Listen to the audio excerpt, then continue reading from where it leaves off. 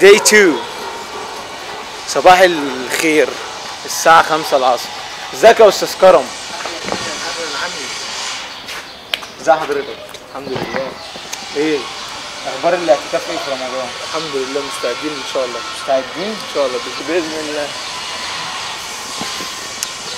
طيب من فوائد الكورس ايه بقى غير المادة العلمية؟ ان انت بتعمل علاقات.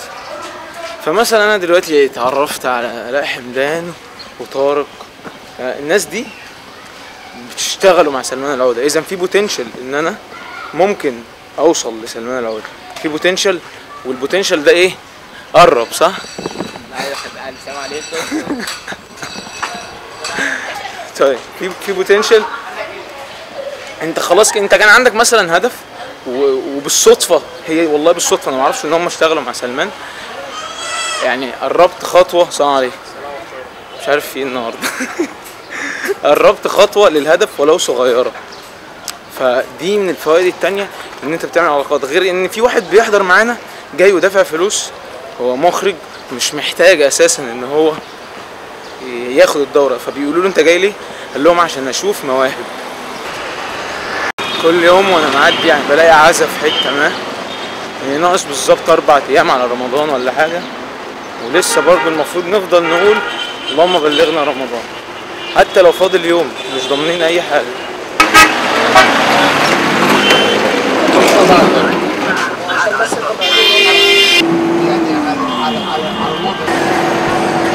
هي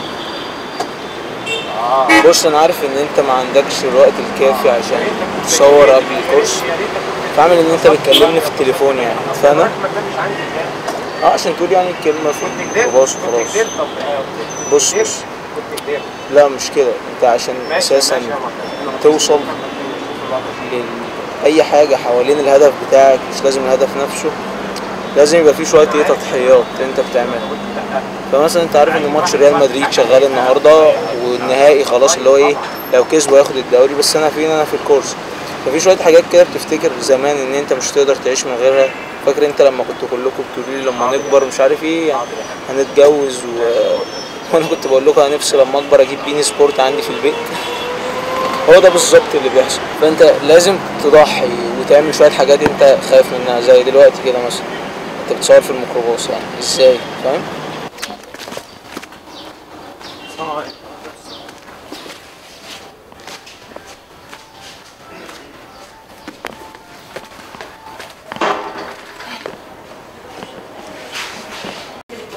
صح؟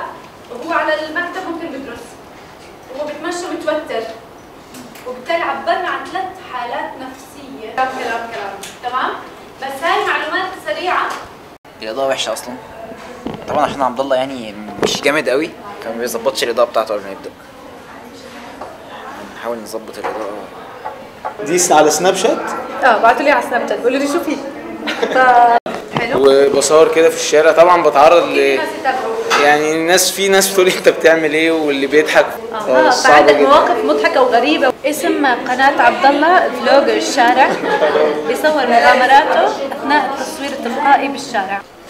ايه اللي حصل اساسا؟ يعني كنت بسال الاقي عن حاجه كده ان انا بيحصل لي دايما كرييتيف بلوك وما بعرفش اطلع افكار، فلقيتها راحت بتقول لي ده حد بعت لي على السناب بتاعي الفلوج بتاعك سكرين شوت من الفلوج، انا مش عارف مين.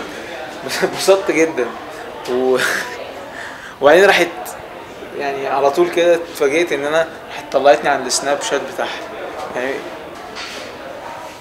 يعني مش عارف والله فرحت جدا. الكاميرا هتفصل شحن وهتدخل اشحنها بسرعه.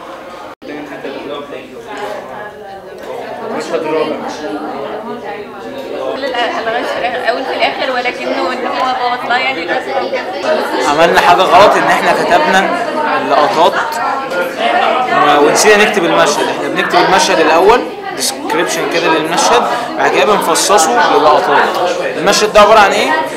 لوكيشن واحد مع عدد تغيير مكان الكاميرا بس نفس اللوكيشن. لو خرجنا بره اللوكيشن اصبح المشهد مش مشهد.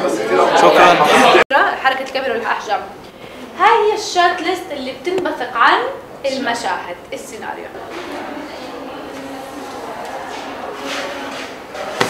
خلصنا النهارده، طلبوا مننا ان احنا نعمل فكره وهنعمل فيلم قصير في اخر الكورس.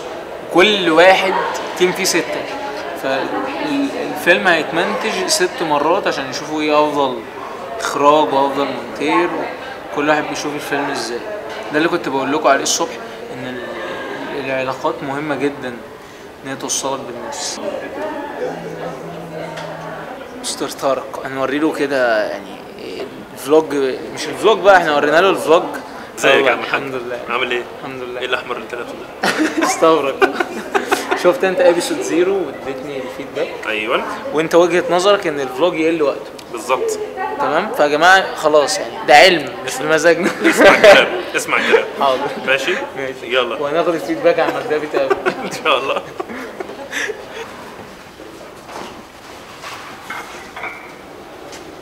شفت قال حاجه رهيبه جدا ايه بقى؟ على نقله ال 180 ديجري. قال لك عشان تعدلها بالمونتاج تعمل ايه؟ تعمل تقلب الصوره. بس انت خبوص. قال لك ايه لو في ارقام ولا حاجه هتتعوج. لو ارقام ماركه حاجه مش عارف ايه. يعني لازم يبقوا الكاميرتين وانت بتصور شخص بكادرين، لازم يبقوا الكاميرتين في حته معينه. ايه؟ صعب 180 ديجري يعني في مساحه كده مش صعبه تتشرح بالايد، لازم اصلا بالظبط. طلع لازم. التوتوريال كان بيجيب لك كاميرا من فوق. يعني ابحثوا عنها. غالبا النهارده مش هعرف اقول حاجه في البيت عشان يا دوبك بروح امنتج، ما بلحقش اقعد اي حاجه، ما بلحقش اقعد ثانيه مع امي ولا اي حاجه. فهقول بسرعه كده حاجه كان قال لنا النهارده. كنت انا دايما معتقد ان المخرج هو اللي بيقف ورا الكاميرا، وده مش حقيقي. مدير التصوير اللي بيقف ورا الكاميرا هو مدير التصوير، والمخرج بيبقى شايف الفاينل اللي المفروض المشاهد بيتفرج عليه، بيبقى هو قاعد في اوضه شايف الفيلم النهائي بيطلع ازاي، وبيخرج بقى على اساسه يعدل. وحاجه تانية، احنا دايما بنفتكر ان المخرج هو الاجمد واحد في العالم. هو خلي بالك من اجمد، ما زال برضه من اجمد الناس. طبعا، بس مين اللي بيشيل الليله بقى؟ المنتج البروديوسر، صح؟ المنتج اكتر واحد بيتعب جامد. اكتر واحد هو اللي بيعمل كل حاجه، مش المخرج لوحده. هو اللي بيدير الموضوع ما بين كل الفرق دي كلها. هو اللي بيظبط، هو اللي بيعمل الكوميونيكيشن دي، ومسؤول عن كل حاجه هو المنتج. بس كده، نقفل لنا الفلوج بالله عليك يا شيخ. كان الإمام الغزالي بيقول ايه بقى فيما معناه، يعني ان انا مش فاكر المقوله، بس فيما معناها ان انت النجاح والتميز والوصول ده هيفضل لذة فكرية عندك لحد ما تنفخ بيهم بروحك وتحولهم لحس وحركة فعلا على الأرض.